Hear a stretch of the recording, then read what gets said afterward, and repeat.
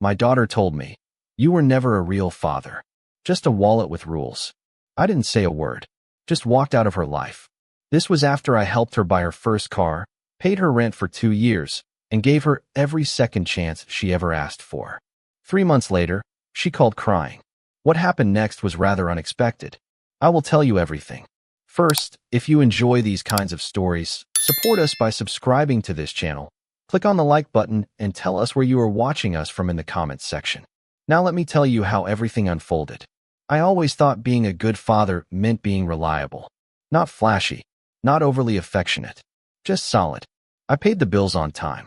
I kept a roof over Natalie's head even after the divorce. Even when her mother stopped asking about her report cards and started dating men who could barely remember her birthday. I picked up the slack without complaining. That's what fathers do, right? They step in. They cover the gaps. I was never the type to sit around writing poetry about feelings. I showed up, paid up, and cleaned up. Natalie used to call me a robot when she was younger, usually when I made her do her homework before letting her watch cartoons. She'd say, "You're not fun like Mom," and I'd nod, because she wasn't wrong. Fun wasn't my job. I was the roof, the floor, the walls. I was the part of the house nobody notices until it caves in. I can't tell you the exact moment things shifted between us, but I know it started small. One time she lost her debit card, and I wired her $200 without thinking twice. She didn't even thank me.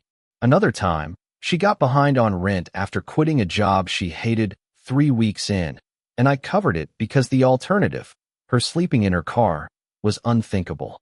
But I noticed a pattern forming, one that crept in like mold behind drywall. She asked. I gave. She promised to change. Nothing did. And every time I asked for something in return, follow through on a job, respect a curfew, clean up after herself when she stayed with me, I got the eye roll, the dismissive, "Okay, Dad," like I was a nuisance instead of the man holding the safety net beneath her life. I still remember the day she posted a long, emotional birthday tribute to her mom on Instagram. To the woman who's always been there for me. It said, plastered beneath a filtered photo of the two of them at brunch. I stared at it for longer than I should have. My name wasn't mentioned. Not even a vague, "Thank you to both my parents." Just her mom. The same woman who hadn't helped with a single tuition payment, hadn't sat through any of Natalie's anxiety meltdowns, hadn't driven her to job interviews or negotiated with landlords when she got close to eviction. I didn't comment, didn't say a word, but something broke a little that day. I started to understand that in her mind, my presence was currency. Not care. Not love. Just a function. A wallet with rules. The car was the final straw, though I didn't realize it at the time. She'd been walking to work, said her feet were killing her, that the buses were unreliable, and "All my friends have cars, Dad." I hesitated. I really did. I told her a vehicle was a responsibility, not a fashion statement, that it came with insurance, maintenance, fuel costs, things she never planned for. She pouted, cried, said she was trying her best, and that I never believed in her. So I did what I always did. I relented. I co-signed the loan, paid half the down payment, and even covered the insurance for the first 6 months while she got on her feet. I told myself this would be it, the gesture that finally turned things around. She'd get to work on time, save some money, build a life. I told myself this was love. It wasn't. She started showing up less, calling less, texting only when something was wrong. When I asked about the car, if she'd gotten the oil changed, if she was making the payments, she got snippy. I got it, Dad. Jesus, relax. Then one day, out of the blue, she blew up on me. We were arguing because I found out she'd skipped a job interview I helped arrange. A friend of mine in HR at a reputable company had agreed to meet her, and she didn't even show. No call. No explanation. Just ghosted. When I confronted her, she barely looked up from her phone. Said it wasn't her vibe. That I didn't understand what it was like to be her. And then she hit me with it. Flat voice, dead eyes. "You were never a real father. Just a wallet with rules." I didn't raise my voice. Didn't say a damn thing. I just stared at her, stunned by how easily it rolled off her tongue, like she'd been waiting for the moment to finally tell me how little I mattered to her beyond what I could give. And maybe that was the moment I realized I was done. Not in a dramatic, slamming the door kind of way. Just done. like a light clicking off. I stood up, walked out of her apartment, got in my car, and drove away. I didn't look back. I didn't text her. I didn't wonder if she'd call. For once, I chose silence over rescue, boundaries over bleeding. I chose myself. And the strangest part? It felt like breathing for the first time in years. The days after I walked out of Natalie's apartment felt like I was drifting through someone else's life. I'd always had this internal rhythm. Wake up, check my phone to see if she needed anything, drive to work, mentally tally up her debts like some reluctant accountant of fatherhood. I kept her life running behind the scenes while she stumbled in and out of chaos. But now there was nothing. No messages asking for just a little help. No missed calls followed by "sorry, my phone died." Just silence. I didn't even realize how much space she'd taken up in my mind until it was finally vacant. It was like walking into a room that had always been filled with noise and suddenly hearing your own thoughts echo against the walls. And those thoughts, well, they weren't gentle. Part of me was still reeling from what she said. Just a wallet with rules. It echoed in my mind during the quiet moments. Shaving in the morning, washing dishes at night. It didn't matter how many times I told myself she didn't mean it, or that she was angry or hurt. The truth was, people don't say things like that unless they've thought them. She'd been carrying that resentment around like a backpack, wearing it every day, waiting for the perfect time to unload it. And that hurt. God, it hurt more than I'd ever admit to anyone. Because I hadn't been perfect, I knew that. I wasn't warm or emotionally available. But I showed up. I paid the price of love in every dollar and sleepless night. And somehow, that counted for nothing. My sister, Dana, noticed something was off. She dropped by with a casserole a week later, her way of checking in without making it feel like a welfare check. We sat at the kitchen table, her eyes darting between me and the untouched plate in front of me. "You look like you've been hit by a train," she said, half joking, half concerned. I shrugged, sipped my coffee. "Natalie and I had a falling out," I finally said, voice low. Dana blinked, leaned in. "What kind of falling out?" I told her everything. How I'd helped Natalie with the car, the rent, the jobs. How I'd tried. How I'd failed. And when I repeated what Natalie said to me, Dana winced like she'd been slapped herself. "Jesus, Mark," she whispered. "That's harsh." I nodded. That was the first word that came to my mind, too. Dana tried to soften the blow. Said kids say stupid things when they're cornered. That Natalie was probably lashing out because she didn't know how else to ask for help. But her words didn't land. Not this time. I'd spent years interpreting Natalie's pain, making excuses, offering grace. I was tired of being understanding.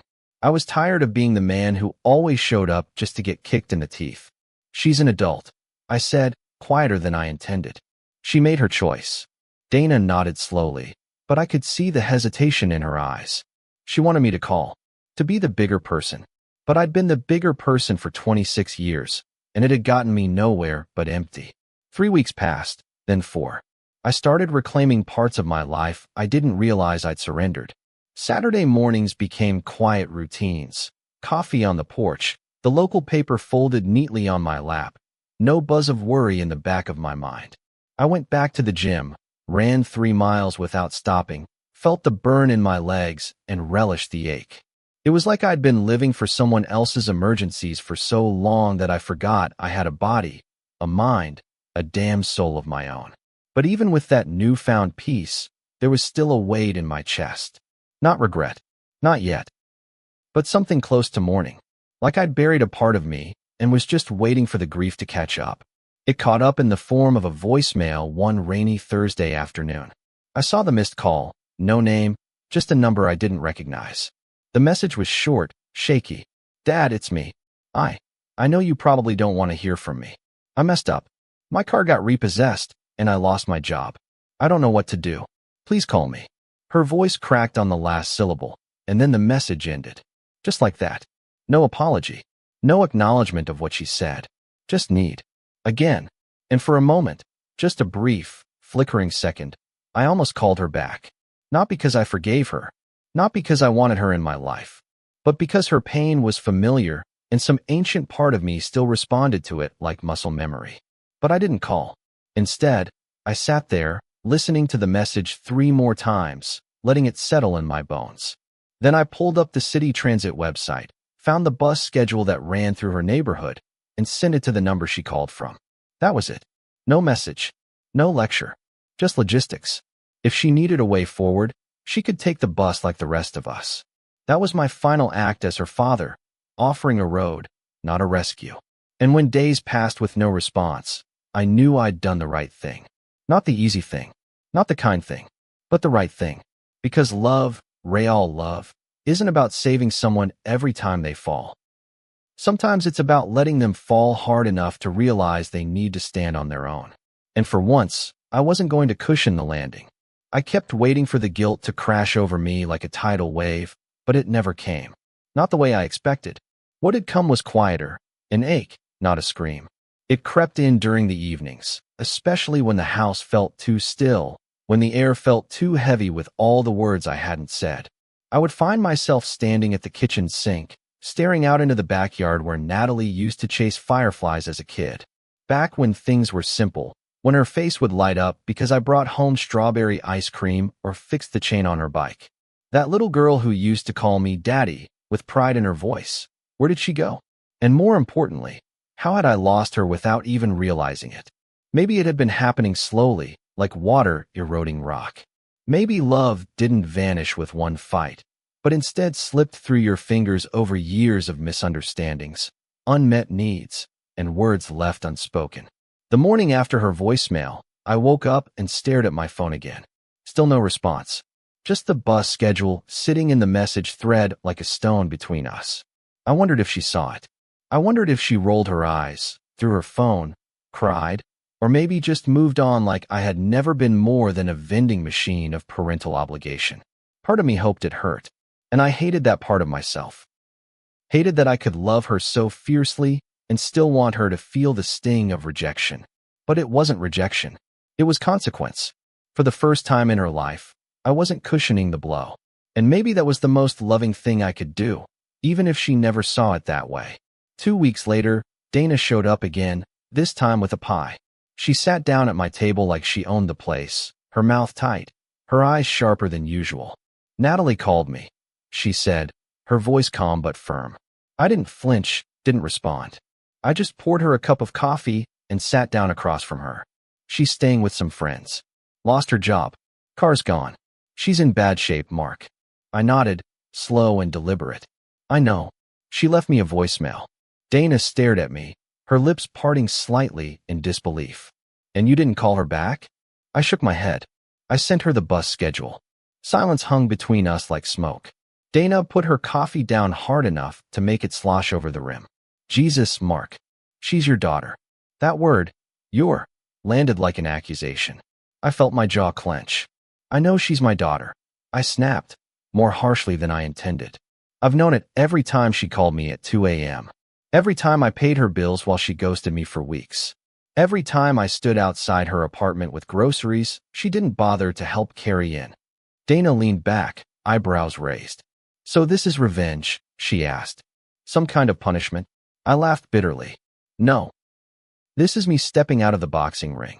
I've been swinging at air for years, and I'm done bruising myself just to prove I'm still fighting. She didn't say anything after that, just looked at me like she was trying to decide if I'd finally lost my mind or if I'd finally found my spine. When she left, she hugged me tighter than usual. Said, "You're not a bad dad, Mark. Just tired." And I was. God, I was exhausted in a way that sleep couldn't fix. For so long I thought being a good parent meant being endlessly available, endlessly forgiving. But maybe the real courage was in knowing when to walk away, not in anger, but in self-preservation. You can't set yourself on fire to keep someone else warm. I'd done it too many times, and I had the burn scars to prove it. That weekend, I cleaned out the garage, found a box labeled Natalie's college stuff. Inside were her barely used textbooks, a few notebooks, some dried-up highlighters, and a letter I forgot I wrote her the day she moved into her dorm. I sat on the cold concrete floor, unfolded the paper, and read it with trembling hands. It was full of hope. I'd told her how proud I was, how I believed in her, how I knew she could do anything she set her mind to. I had signed it, Love, Dad. Always. That word, always, hit differently now. Back then, it felt like a promise. Now it felt like a trap. Because always implies there's no line, no limit. And I was learning that even love has limits. The next day, I went to a local coffee shop I hadn't visited in years. Not because I craved caffeine, but because I needed to sit somewhere where nobody knew my name.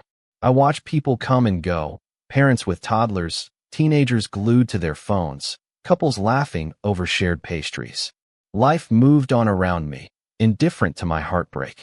And somehow, that was comforting. The world didn't stop because Natalie hated me. The sun still rose, people still smiled, strangers still held doors for each other. It made my pain feel smaller, more manageable.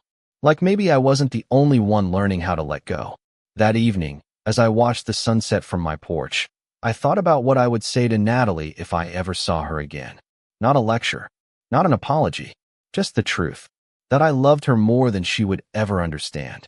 That I gave everything I knew how to give. That I'm sorry I didn't know how to be soft. That she hurt me in a way I wouldn't recover from quickly. But most of all, I'd tell her that love isn't just money and second chances. It's accountability. And if she ever wanted to come home, not for help, but for healing, my door would still be open. Just not my wallet. It's strange how quiet can start to sound like an answer.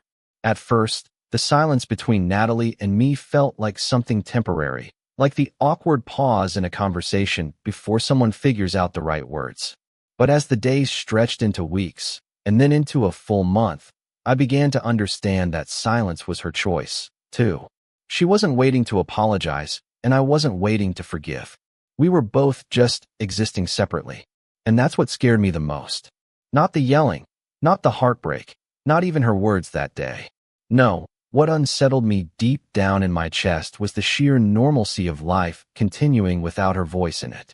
I had expected to feel devastated, maybe even desperate. But what I felt was more complicated, a hollow kind of peace. Like realizing you've been holding your breath for years and finally exhaling, only to find that the air outside wasn't sweet, just still. I stopped checking my phone by habit, and when I did, it was mostly out of muscle memory. Her name didn't pop up. No calls, no texts, no sudden, "Hey Dad," like she used to send when she needed to soften the blow of asking for something. My voicemail sat untouched. No updates.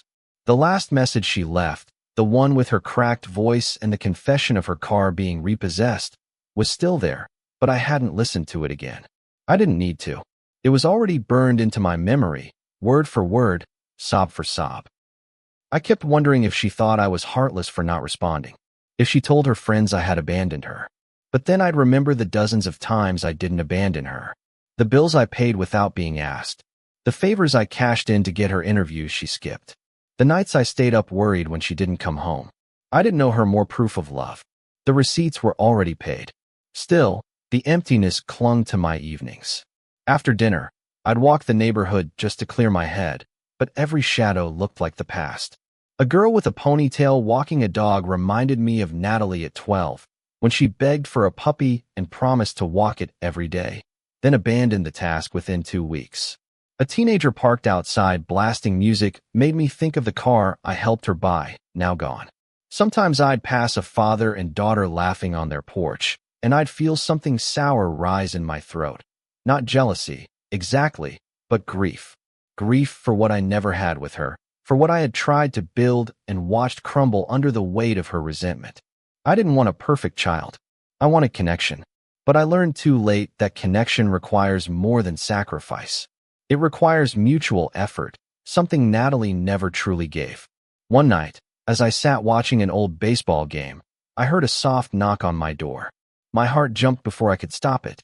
For a fleeting second, I thought it was her, that maybe she'd come back, teary-eyed and remorseful. But when I opened the door, it was Lisa, my neighbor across the street. She smiled sheepishly and held out a plate of cookies. "Just thought you could use something sweet," she said. I thanked her, invited her in, and we talked for an hour about nothing: gardening, her nephew's college search, the neighborhood book club I'd never joined. And yet, that hour felt more genuine than half the conversations I'd had with Natalie in the past year. Lisa wasn't asking for anything. She wasn't blaming me. She was just showing up, being present. And that presence, however small, reminded me what healthy interaction looked like. Later that night, I stared at the cookies on my counter and thought about kindness. How I had spent years confusing provision with affection. How Natalie probably didn't understand that every dollar I gave her was a word I didn't know how to say. I love you, spoken in rent payments. I'm proud of you, disguised as co-signed loans. I wasn't raised to speak feelings. My own father grunted approval, nodded silently at my report cards, and fixed broken things without a single explanation. I didn't know any different. But Natalie grew up in a world where love was texted with emojis and filmed on iPhones. Maybe she thought I didn't love her because I never posted about it, because I didn't shout it from rooftops. But damn it, I showed up. I stayed. I paid. I bent over backwards to prove my devotion in every way I knew how. And still, she called me a wallet. I took the old family albums down from the closet the following day, something I hadn't done in years. Flipping through the pages, I saw her grow up in my hands. First day of kindergarten, her tiny fingers clutched around mine. Middle school graduation, her leaning into me, eyes bright with promise. High school prom, her in a dress that cost me a week's pay, smiling wide while I stood beside her, awkward and proud. The photos told a story she seemed to have forgotten. Or maybe one she had rewritten. That's the thing about memory, it can be weaponized. You can take every act of love and filter it through pain until it all looks like control. And I think that's what Natalie did. She turned my protection into prison bars, my concern into criticism, my love into a ledger. Still, I didn't throw the album away. I closed it gently and placed it back on the shelf, not as a shrine, but as evidence. Not for her, but for me. Proof that I tried. Proof that I was there. Proof that my version of the story wasn't a fantasy, but a lived reality. The silence between us might never be broken, but I no longer felt the need to fill it with apologies she never asked for. I had said enough in the years I spent catching her every time she fell. If she wanted to climb now, she'd have to do it without me holding the ladder. And so I waited, not for her, but for myself. To feel whole again. To trust that my boundary was not an act of cruelty, but an act of self-respect. That I could be a good father and still say, no more. And in that quiet, I began to hear something new. Not her voice, not her footsteps, but my own. Stronger, steadier, finally moving forward. The day I truly knew I was past the point of return, I was standing in line at the grocery store. Simple as that. There was a father 2 spots ahead of me, juggling a screaming toddler in one arm and a pack of diapers in the other. The kid was losing his mind over a candy bar he couldn't have. And this man, this worn-down, sleep-deprived man, kept his voice calm, explaining softly that candy wasn't dinner and he'd get a treat later. I watched him, and a wave of something hit me. Not nostalgia, not envy. It was recognition. I'd been that man once. Juggling more than just diapers and tantrums, juggling bills, work stress, disappointments, all while trying to shield my daughter from the parts of life that could make a child bitter before her time. But somewhere along the way, I forgot how to talk gently like that. Not just to her, but to myself. I realized I had spent years parenting out of fear. Fear she'd hate me. Fear I'd mess her up. Fear I'd end up alone. And now, here I was, alone anyway. And yet, I wasn't scared anymore. It wasn't long after that when I got the second call. Not a voicemail this time, but a direct call to my phone from the same number she'd used before. I saw the screen light up while I was at home organizing tools in the garage. For a moment, my thumb hovered over the accept button, but I didn't press it. I just let it ring, over and over, until it stopped. No message followed, just another stretch of silence. And strangely, I felt nothing. No rush of adrenaline, no anxiety twisting in my gut. It was like my emotional reflex had been dulled by time and self-preservation. And that's when I knew something fundamental had shifted in me. I no longer needed her to reach out. I no longer needed the apology I used to crave like oxygen, because I had stopped defining myself by her validation. That night, I sat outside with a beer and the hum of crickets as company. I thought about all the things I'd never said to her, the good and the bad. Like how proud I was the first time she spoke up for herself in 5th grade. Or how hurt I felt when she called her mom to celebrate her first promotion, even though I was the one who kept her lights on during that unemployed summer. I thought about the nights I paced the hallway, listening for the creak of the front door, praying she'd made it home safe from whatever party she swore wasn't a big deal. So many sleepless nights. So many compromises I made to keep her afloat. And yet, none of it mattered the day she reduced me to a wallet with rules. That wasn't a slip of the tongue. That was her truth. And I couldn't unhear it, no matter how badly I wanted to. People talk a lot about unconditional love when it comes to parenting. They say no matter what your kids do, you never give up on them.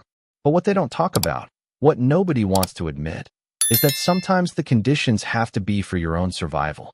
Loving someone doesn't mean letting them treat you like a doormat. It doesn't mean financing their poor decisions while they spit on your effort. It took me years to learn that. Years of emotional labor. Years of swallowing disrespect. Years of thinking I was doing the noble thing by enduring it all silently. But silence isn't noble. Sometimes, it's just self-betrayal with a quiet face. And I was done betraying myself for someone who didn't even want to understand me. A week after the missed call, a letter showed up in my mailbox. Handwritten. No return address. I recognized her handwriting instantly. Curvy and neat, the same way she used to write thank you notes as a child. I stared at the envelope for a long time before opening it. Inside was a single sheet of paper. No greeting. No dear dad. Just a message in her careful cursive. I didn't mean what I said, but I can't take it back. I'm figuring things out. Please don't hate me. That was it. No apology. No reflection. Just a fragile olive branch, left dangling between us. And as much as I wanted to grab it, to respond, to say something, anything, I couldn't. Because even in that note, she was asking for forgiveness without accountability. She wanted me to forget the wound while she skipped the healing. I didn't write back. I placed the note in the same drawer where I kept the letter I wrote her and never sent. 2 unsent letters sitting side by side. That felt poetic somehow. Like we were still speaking to each other, just not in the way most people do. And maybe that was our dynamic now. Quiet. Detached. Each of us licking our wounds separately. I hoped she was finding her way. I truly did. I didn't wish her harm. I wasn't bitter. But I was done carrying the weight for both of us.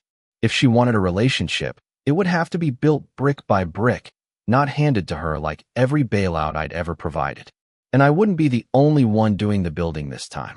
That boundary, the one I drew that day by not calling her back, by not responding to her letter, was the first act of love I gave myself in decades. It wasn't punishment. It wasn't vengeance. It was protection, because I had finally learned that loving someone shouldn't cost you your dignity. And if that made me a wallet with rules, then so be it. At least I had rules. At least I had something left that was mine. And if Natalie ever decided to come back, truly come back, with open eyes and an open heart, I'd be here. Not waiting. Not desperate. Just steady. Just whole. Just me. The holidays arrived like they always did, loud and intrusive, no matter how much you tried to ignore them. The neighborhood lit up earlier than usual that year. By the first week of December, almost every porch glowed with string lights. Inflatable Santas waved in the breeze, and wreaths hung like declarations of joy on front doors. I didn't decorate. I didn't bake cookies or play music or drag down the old artificial tree from the attic. It wasn't out of spite or sorrow. It just didn't feel necessary. For the first time in a long time, I wasn't performing cheer for anyone. No daughter to impress. No family dinner to host. Just me and the silence I'd made peace with. I thought I'd feel lonely, maybe even regretful, but what I felt was clarity. I had spent so many years forcing tradition to bridge the gaps in our relationship. The tree, the gifts, the polite small talk, they were all distractions. And this year, stripped of the pageantry, I finally saw how empty those gestures had become. Still, I couldn't completely escape reminders of her. Social media was the biggest culprit. I wasn't on it much, but sometimes curiosity got the better of me. I'd find myself scrolling through old photos, and occasionally I'd see her tagged in someone else's post. A blurry group shot at a bar. A friend's birthday party. One picture showed her smiling on a couch, holding a red Solo cup, surrounded by people I didn't recognize. She looked fine. Not happy exactly, but not broken either. Just surviving. Living. That strange middle ground where you're no longer falling apart, but you're not rebuilding yet, either. I stared at that photo longer than I cared to admit. tried to read into her expression, like a detective searching for clues. Was she thinking of me? Did she regret what she said? Or had she already filed me away as a lesson, a loss, something to reference when she told stories about her strict dad? A few days before Christmas, I got a card in the mail. No return address again. Inside was a quote printed on textured cardstock. Sometimes, distance is the only way to be seen. No message, no name, but I knew it was from her. The handwriting on the envelope matched the letter she sent before, and the tone, vague, poetic, half apology, half justification, was unmistakable. I held the card for a long time. Read the quote over and over until the words blurred. At first, I felt my chest tighten, anger bubbling up from the place where I stored all the unsaid things. Was this her way of validating what she'd done? Of claiming moral high ground? I almost crumpled it, almost threw it out. But then something softened in me. Because while the card didn't offer closure, it offered something. A breadcrumb. A sign that I wasn't forgotten. That she was thinking of me, even if pride or fear or shame kept her from saying it outright. I didn't reply. I couldn't. Because what could I possibly say that wouldn't reopen the wound? I wasn't ready to dismantle the boundary I'd built. I didn't want to slip back into old patterns, where she spoke in riddles and I translated them into forgiveness. I needed more than quotes and gestures. I needed substance. Accountability. Dialogue. Still, I kept the card. Placed it in the drawer with her first letter and my unsent one. 3 artifacts in the museum of our fractured relationship. It wasn't a reconciliation, but it was something. A shift. A tremor in the stillness. By New Year's Eve, the air in the house had changed. Not warmer, not colder. Just less heavy. I cleaned out the spare bedroom where she used to stay. Folded the linens. Packed up some of her forgotten things into boxes. I wasn't throwing them away, just organizing, making space. It felt symbolic, like clearing out a corner of my heart that had been cluttered too long with unresolved hopes. I didn't know if she'd ever sleep in that room again, but I needed it to be a room, not a shrine. A space, not a wound. One afternoon in January, I ran into Thomas, a tenant from the duplex I used to manage. He was always sharp, ex-military, mid-40s, practical to the core. We got coffee and caught up, and somewhere in the conversation, he asked about Natalie. I hesitated. We're not in touch right now, I said. He nodded slowly, then said something that stuck with me. Distance doesn't mean failure. Sometimes, it's the only way to teach respect. He didn't say it with judgment or pity, just as a fact. And hearing it from someone outside the echo chamber of family made it feel more real, more valid. I realized I wasn't crazy. I wasn't cruel. I was just tired of being the only one doing the emotional heavy lifting. Life settled into a new rhythm after that. Work, home, errands, the occasional dinner with Dana, who had finally stopped prodding me about calling Natalie. She seemed to understand, in her own quiet way, that this was a different kind of love now. Not unconditional in the way people romanticize, but love with a spine. Love that says, I'm here when you're ready, but not at the cost of myself. That boundary had become my anchor. Every time I questioned it, I reminded myself of how many times I'd been burned by proximity. Distance didn't mean indifference. It meant survival. And yet, late at night, when the world slowed down and distractions faded, I still missed her. Not the entitled, angry woman she'd become, but the little girl who used to run into my arms, who used to ask me to braid her hair even though I was terrible at it, who once wrote me a Father's Day card that said, "You're my hero, even when you're grumpy." That girl lived somewhere deep inside the woman she was now. I had to believe that. It was the only way I could hold on to hope without letting it consume me. So I waited, not with desperation, but with dignity. I didn't know if she'd ever come back, or if this distance would stretch on for years. But if she did return, if she knocked on my door not because she needed something, but because she wanted to rebuild, I'd open it. I wouldn't forget what she said. I wouldn't pretend it didn't hurt. But I'd listen. I'd talk. I'd try. Because that's what fathers do. Not endlessly. Not without limits. But when the effort is mutual, when the heart is sincere, we try. Until then, I'd keep living. Not for her. For me. And in that choice, I found peace. It had been nearly a year when I finally paid off the last installment on the car loan. The same car Natalie had begged me for. The one she swore would change everything, would get her to work on time, would mark the start of her taking control.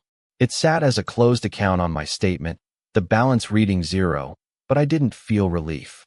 Not the kind that comes from finishing a mortgage or closing out a debt. What I felt was colder, quieter, like settling a tab in a restaurant long after the other guest had left. I paid that final bill alone, just like I'd done with every other emotional cost in our relationship. Not because she asked, not because she deserved it, but because that's who I was. A man who finishes what he starts, even when no one's around to notice. I didn't tell anyone I paid it off. Not Dana, not the guys at work, not even Lisa across the street who still brought over banana bread when she baked too much. It felt too personal, too final, like saying it out loud would tempt me to spin it into something it wasn't. This wasn't an act of forgiveness. It wasn't a step toward reconciliation. It was closure. I wasn't going to let an unpaid loan follow me like a ghost. I wasn't going to leave one more mess tied to her name that I had to explain to a credit officer or a tax form. I had cleaned up her chaos too many times. This was the last. And afterward, I sat in the same chair I always did, by the window, cup of black coffee cooling in my hand, and waited to feel something. But all I felt was stillness.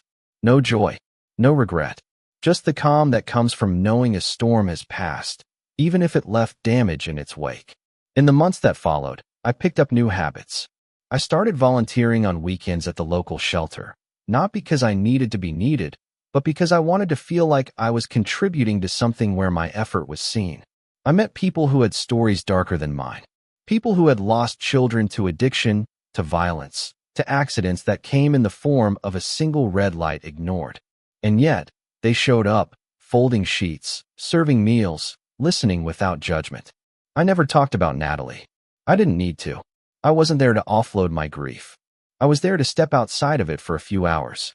And every Saturday, I left with a little more perspective, a little more room in my chest to breathe. Then came her birthday, 27. I remembered every one before it.